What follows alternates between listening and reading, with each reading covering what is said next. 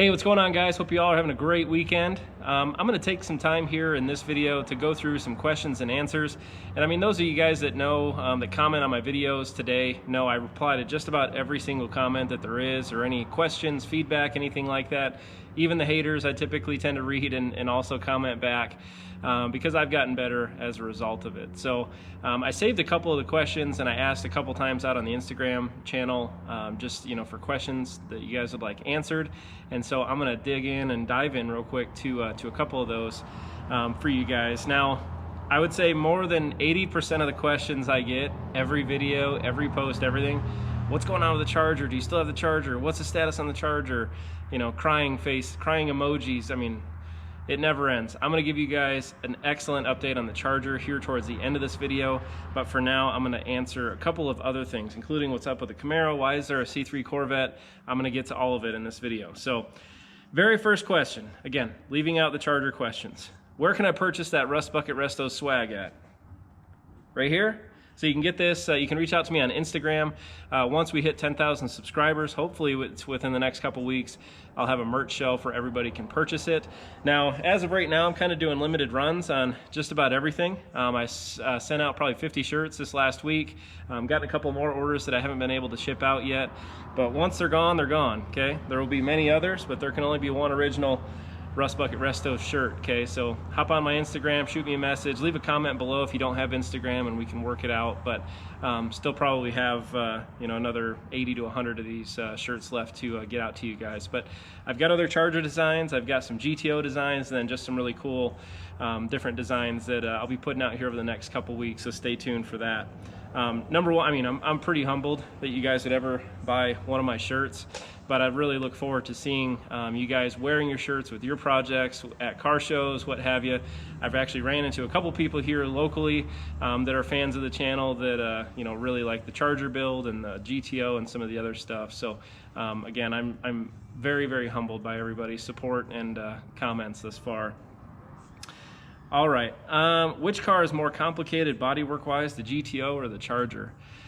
I can't say either one of them is really too much more difficult than the other one. I mean, they kind of have their quirks and whatnot, but I think that once you kind of learn how to shape metal, how to fabricate metal, how to weld, how to cut out rust and dig out, original spot welds or plug welds, I think most of them are pretty much the same. So I haven't really noticed too big of a difference with either one of the cars. Now, I will say for you guys that own chargers, that are looking for chargers, parts are extremely expensive compared to GTO parts, especially compared to Camaro parts. Just as a reference, I can actually get two front RS fenders for a Camaro for about $400. One fender for a Charger costs about $700, okay, plus freight to your house. So you're probably looking at another $100 to $150 depending on where you live. So parts for the Charger are probably 2 to 3 times more cost than others. And there's also, the aftermarket support's really good, but right now, and a big reason why our build has been delayed so far or so long, it's just because of the supply chain issues that are going on in the world right now. The ripple effect of COVID and everything else going on, it's been extremely hard to get parts. Parts that I ordered back in February, March, April are just now arriving here within the next week or two. So everything's very delayed right now, so you got to kind of deal with that on top of it. But if you're looking for a cheap car to rebuild, Camaro probably is a really good bet there. The GTO is really not that expensive. Any sort of GM A body or F body stuff, pretty reasonable on pricing and also pretty easy to build for both. Michelob Ultra or Yingling? I laughed when I saw this question. Yingling 100%. Being in Ohio, I was really close to Pennsylvania where the Yingling brewery is and where their distribution network is. I can't get it out in Utah. So anybody that wants to send us fan mail, I'm happy to accept delivery of some Yingling through the mail, or somebody local that knows where to get it, please reach out and let me know. Are you self-taught or do I have some kind of training? You make it look effortless and I'm here using 5 gallons of drywall mud for a hole the size of a doorknob. What's your secret? Again, another one I really laughed at and it was a great comment. I don't have any formal training at all. I've only been welding probably for about 5 years. But I've done a lot in that time frame, done a lot of cars in that time frame. But I think the biggest thing is just keep doing it and don't be afraid to mess it up. It's only metal. You can replace it, you can rebuild it, you can make it right again with the right time, skills, and money, of course. But I think for me, it's just knowing, I'm not really scared to cut in anywhere on the card, just knowing in my mind that I will for sure fix it no matter what, and I'll make it right. But I think the biggest thing is just, step outside your comfort zone, keep learning. If you're uncomfortable doing what you're doing, there's a good chance, you're still learning in that phase as well. So I would just, advise you to step outside that comfort zone, try something you don't normally try. YouTube, of course, a huge help. And I know I've heard my videos have been helping a lot of you guys out too with your builds. And I love that. That's the whole reason I started the channel, was I didn't see the type of videos that I wanted to do that other people were putting out there. There's a lot of very close channels, other people that build Chargers or Camaros, GTOs, etc., but nobody is quite doing the things that I wanted to do. And so I'm there to really try to help you guys, to show you it's not as scary as you think it is. It's not as hard as you think it is either. So just keep trying, keep at it, and practice, practice, practice. What's the deal with the music? I really just want to hear you talk and work. So I'll be honest, when I'm working, number one, I sing very, very loud. And I've also been known to scream out obscenities if things aren't quite going my way. I think a lot of you guys can probably relate to that. So instead of you guys having to deal with that and hear that, believe me, you'd rather hear the music in the background. All right, what other future builds can we look forward to on your channel? I get asked this question a lot, and I have a few cars that I've been watching. Not that I need necessarily another one right now. I'd love to finish a couple of these up and move them on. But the two cars really that I want to do, and they're big dollar cars. Number one, I'd really love to build a 71 Cuda. Always wanted a Cuda, and it's something that's definitely on my list. Now, I'd be happy to take a 73, 74 shipbox of any of these caliber cars here and turn it into a 71 replica. I just love that car, love the fins, love everything about it, and it's one of those cars that have always really got my attention. The second one is that I am really, really interested in building a wing car. So either a 69 Daytona, 70 Superbird, one of the two. Obviously, I haven't sold damn near enough t-shirts yet to be able to afford anything close to that. But I would love to take like a 70 Roadrunner, a 69 Charger. I would never do it with a 68. I don't want to get crucified on my channel here, but I'd love to take one of those cars that aren't numbers matching, all original, do the metal work on it, and then turn it into a wing car. I think those are special cars. I think that every time you see one, everybody naturally just gravitates towards it. You get mobbed everywhere you go and something like that, and honestly, I just love the look. There's something about those cars that just really have my attention, and I'd love the chance to build either one of those. So what's up with the Camaro and what's up with the C3 Corvette parked in your driveway? So I'm actually going to hop up. I'm going to show you guys the Camaro real quick, and these are the last two questions before we get to the Charger. But this Camaro, I bought it. Actually, I traded for it. It had a 2006 Pontiac GTO with the LS2 in it. Nothing too special about that car. It was an automatic, had low miles on it, but just there was no soul in the car, you know what I mean? Like when you drove it, it just felt artificial, it felt boxy, it wasn't my thing. I'd rather have older cars to play with. And so I actually traded that car for this 68 Camaro convertible. Now this car, I do have the original 327 and the Power Glide for it, but aside from that, it's just a plain Jane 68 convertible. Now this car did need substantial metal work. Looking at it now, it actually looks really good. It's a little bit dusty, of course, from the trek out here, but I've replaced so much sheet metal on this car, it's ridiculous. I started originally, I knew that it needed a floor pan, so we replaced the floor, found bad rockers, replaced the rockers, then I had to replace the firewall, and it just kind of kept going and snowballing from there. And I was extremely into this car, and then came one Saturday morning, I woke up, and I found my 68 Charger, and I'll be honest, my life changed after that. I haven't touched this car in over a year now, and it pains me because it's so close to being done. I really need to just finish it and move it on. I don't plan on keeping this car. Would love to trade it for a 69 Charger or a 70 Roadrunner, FYI. But yeah, I'm really trying to get to the point where I want to work on this car again. but I'll give you guys a real quick tour of it. So, you know, anything in blue here was the original metal that I got with the car. Anything in black, straight from Summit Racing. As you guys know, I was only maybe 15-20 minutes away from Summit where we lived in Ohio. Before I get back to the motor, you know, it's got full coilover suspension on it, Willwood brakes, nice wheels, and I've done, you know, a complete interior in this car as well. I've got a brand new center console here. It currently has the Power Glide back in it. I did that just so I could move. I do have a very, very fresh 4-speed still in the box, fresh from rebuild, that we'll be putting in this car.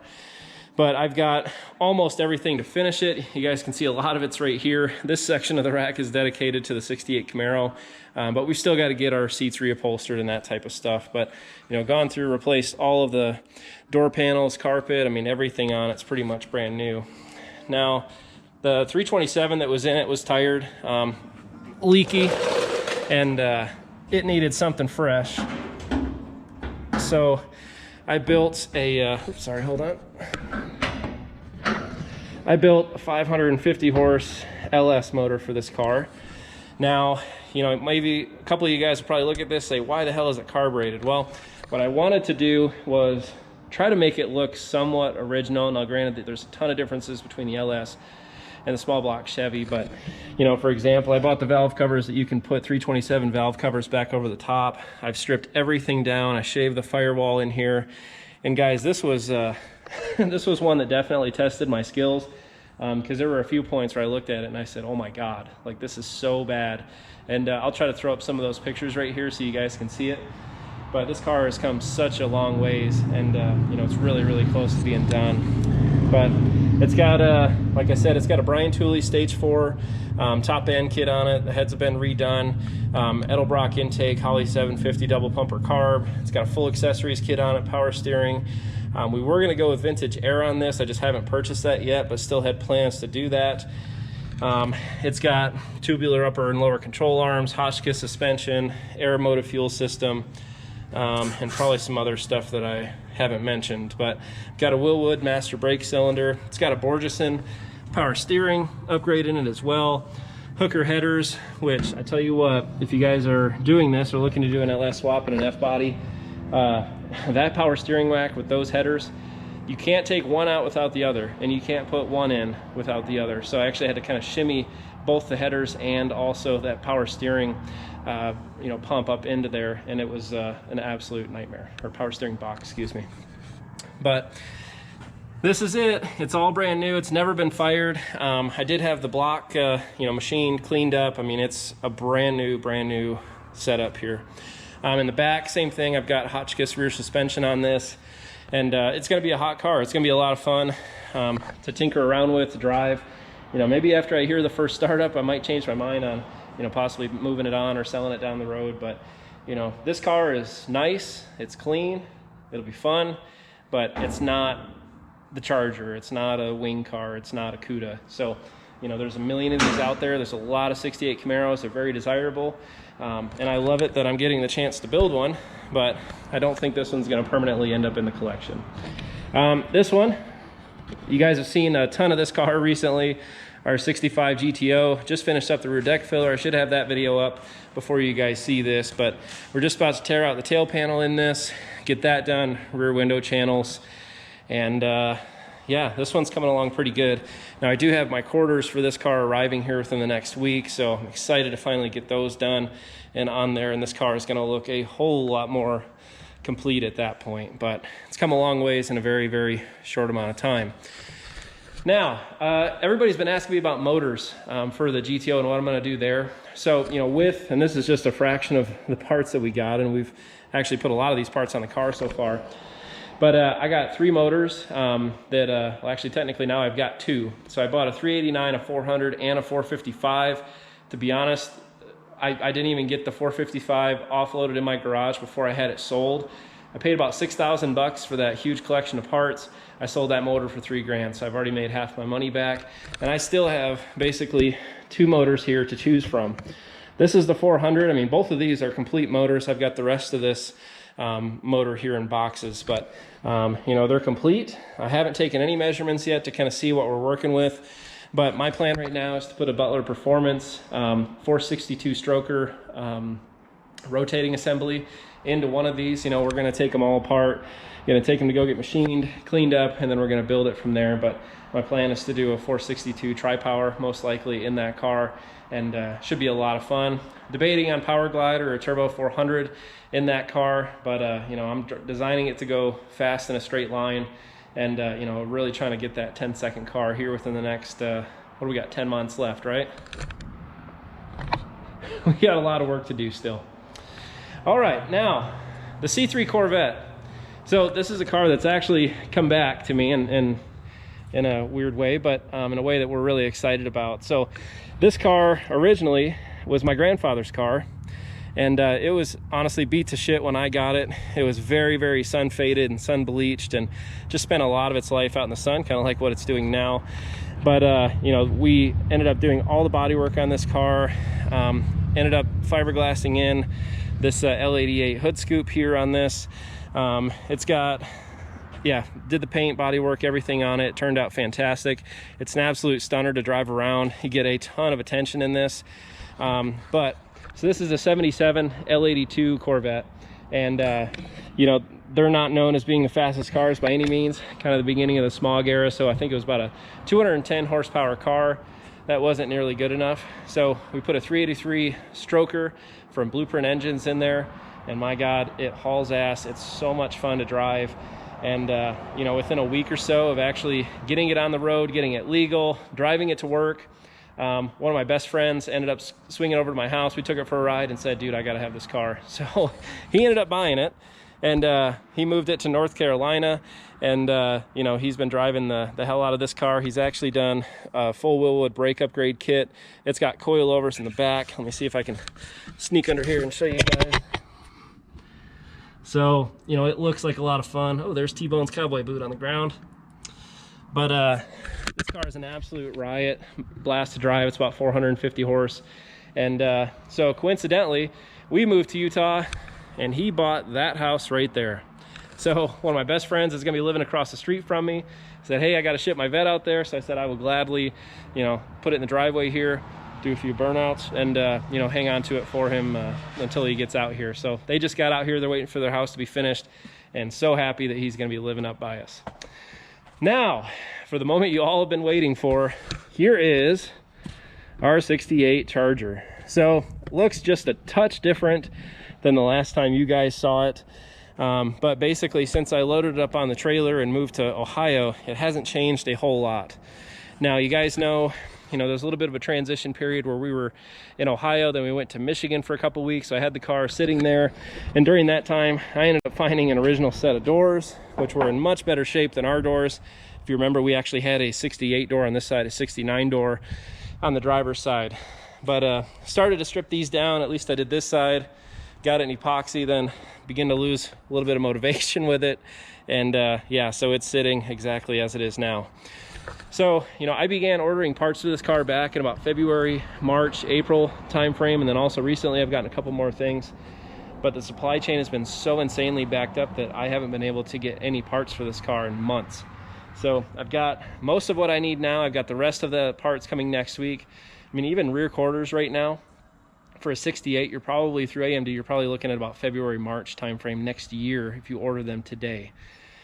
So big delay on parts. Now I'm getting a set of 69 rear quarters for this. We're going to fill the turn signal slot. We're going to drill new holes and clean those all up. But basically my plan for this is, because we're going to have to do a double rear frame rail swap, and basically we're going to have to back half the entire car. So my thought process with this is I'm going to very slowly, first thing we're going to do, we're going to get these quarters out of the way, get those off. We're going to take it right up to the lead seam here, clean that all up, and basically have, you know, a really good canvas to lay both of our quarters on. I've also got a full taillight panel here. I've also got a lower valance. The taillight panel and the valance, both of them weld together, and there are holes drilled into those parts that basically bolt right into these frame rails. Okay, so if you guys can kind of see where I'm going, my goal is to actually screw this entire car together before I attempt to do any of the rear frame rails on this, just so that way I have good reference points at the back. I've still got good reference points at least at the front in terms of spacing, in terms of vertical distance from the ground, you know, looking to replicate that exactly.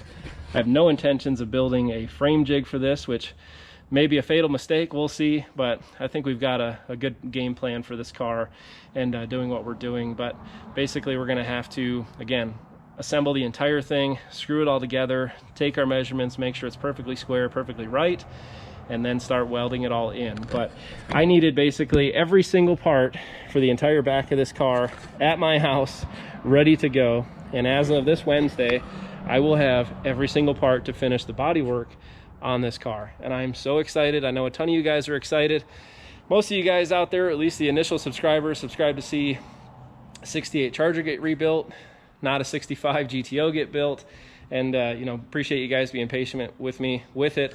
But here, hopefully in the next week, we'll be rolling this bad boy inside and getting going on the back half of the car.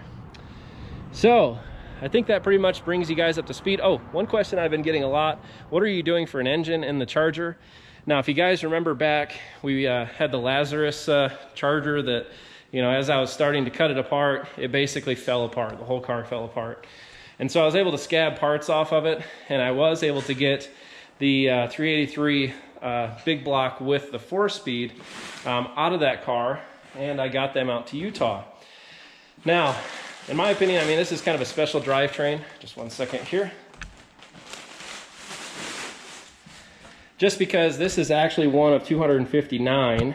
So out of 92,000 Chargers built in 68, this is one of 259 383 4-barrel 4-speed drivetrains. Okay, so I wanted to preserve this and you know, keep part of Lazarus living on. Now this is going to be a nightmare of an engine to open up and to rebuild. I literally have not touched this motor at all since we pulled it out.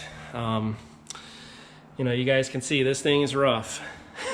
So it's got dirt and mud and everything else caked into it. You know, it's rusty. It's heavy. My God, is this motor heavy. I noticed that, you know, just on the transit or on our trip out here from Michigan. But that's the plan. We're going to use that. We're going to rebuild that, put it into our 68 Charger, and do a lot of big smoky burnouts and have a good time. So with that, I think we're going to cut this video off here, guys. But I'm going to keep compiling questions that I get for Q&A or future Q&A sessions. Yeah, thank you again for all the love, all the support. Get your Rust Bucket Resto swag on Instagram. And yeah, take care, guys. We'll see you soon.